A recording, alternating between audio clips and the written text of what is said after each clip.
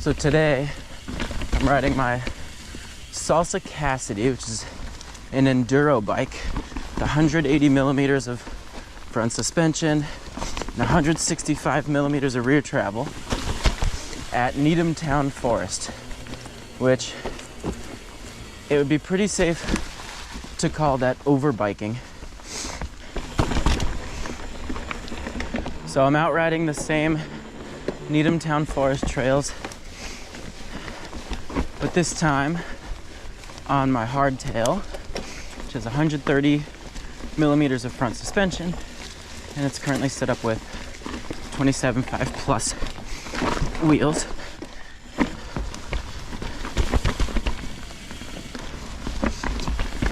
Now, Needham Town Forest is plenty technical, but 180 millimeters of travel could definitely be considered overkill. However, this is a video about the merits of both underbiking and overbiking. Now, Needham Town Forest is full of trail features that honestly still sometimes scare me. And riding full suspension bikes like this one, or my Salsa Blackthorn setup at 160 millimeters of travel in the front, or my Ibis Ritmo, give me the confidence to actually approach those features in the first place. A few years ago, when I started riding here,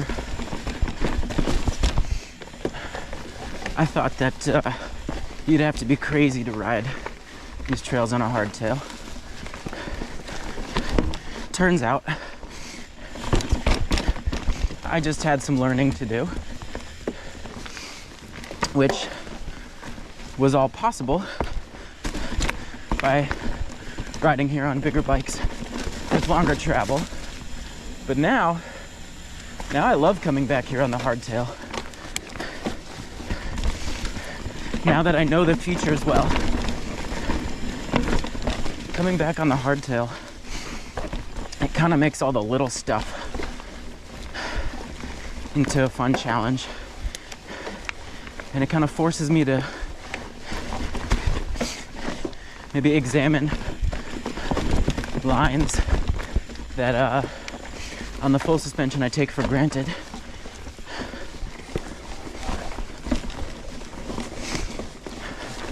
There are definitely some advantages that I can feel while riding the hardtail. It's an awful lot lighter. The shorter wheelbase makes it easier to kind of swing around tight sections.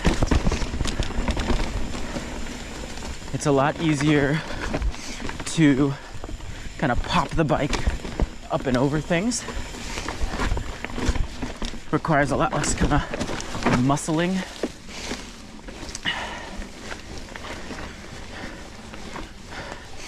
You know, and the downsides are kind of obvious.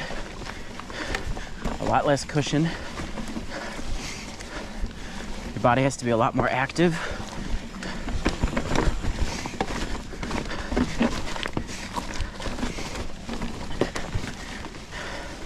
It's a little more lacking stability when the going gets steep or tough or chunky. So I would say that I'm a fairly risk-averse person. I had some fear knocked into me from a crash when I was in high school. And so when I approach larger features, especially anything that means getting airborne, I'm usually pretty cautious. I'm usually not the first one to volunteer. And I like to do anything I can to make it smoother. And overbiking has definitely played a role in that. Getting used to bigger drops, jumps, steep rollers. trusting my speed, having that extra stability, that extra travel allows me to take things like that with confidence. Early on when I was deciding, you know, could I ride the hardtail here, I genuinely thought that it wouldn't be able to handle the features. I was really caught up in kind of the, you know, the modern bike geometry issues, right? Like, is my head tube slack enough? Is this enough travel? Is the wheelbase long enough to handle this stuff? And I absolutely should not have worried about that for a second. To be honest, it's all about the rider. It's all about knowing the trails. It's all about being comfortable on your bike. Personally, mountain biking is appealing from a lot of levels. There's the fitness and exercise level.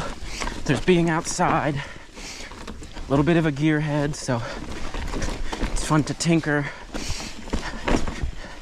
But a huge part is kind of the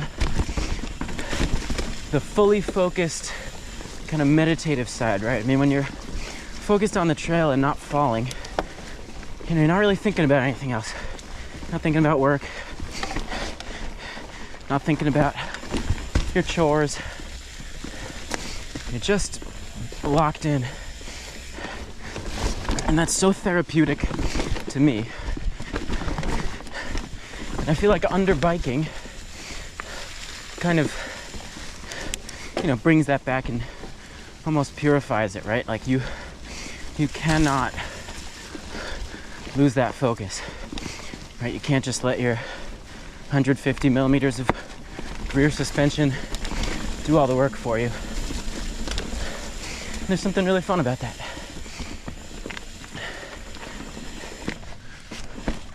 So if I think about underbiking versus overbiking in terms of how they might help, or how they've helped me progress, you know, the overbiking definitely enables me to hit bigger and badder features with confidence, but the underbiking really forces a lot of the technique and body positioning skills.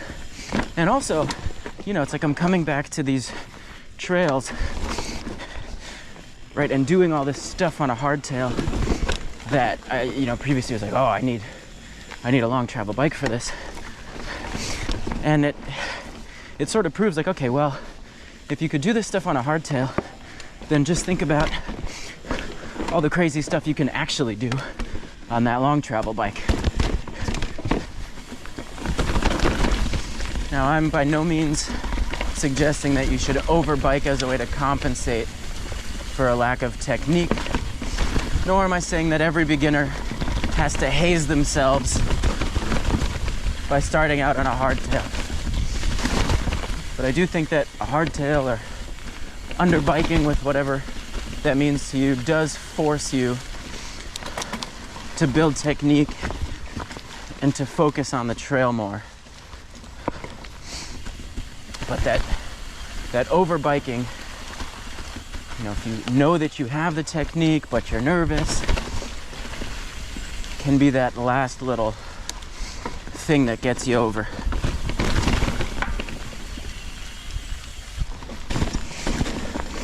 At the end of the day, mountain biking is about having fun. And there are so many amazing bikes out there. Too many for one person to try.